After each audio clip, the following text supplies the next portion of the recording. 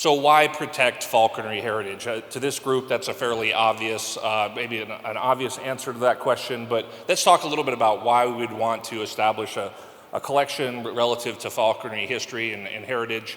One obvious reason is that we're falconers and we have a deep interest in our own history. We were often mentored by a falconer who in turn was mentored by someone before them. And as such, we have, I think, an innate appreciation for history. But also, there's an importance to really preserving the physical evidence of falconry as we defend falconry around the world so that we could practice it legally within our various countries and regions. And legal falconry now, we all recognize that a big argument behind the legalization of falconry where it hasn't been legal before is that it is this cultural heritage that was designated by UNESCO as an intangible cultural heritage.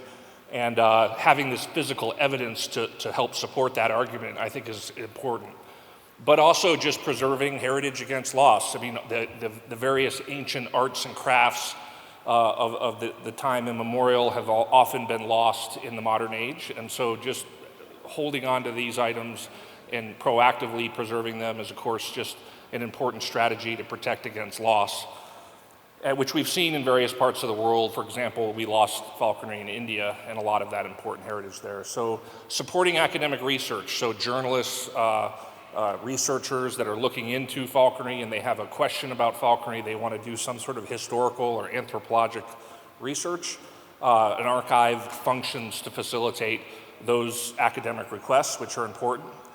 And beyond falconry, though, we think it's really important to preserve falconry heritage because it represents this globally shared heritage of a connection to nature. So it's one of the few examples we have where there's a global community that have a strong connection to nature rooted in this ancient sport.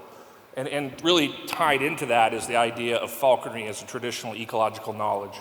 There's a lot more interest from conservationists looking at indigenous peoples and traditional ecological knowledge from various parts of the world. And if there's a perfect example of a traditional ecological knowledge, it's falconry.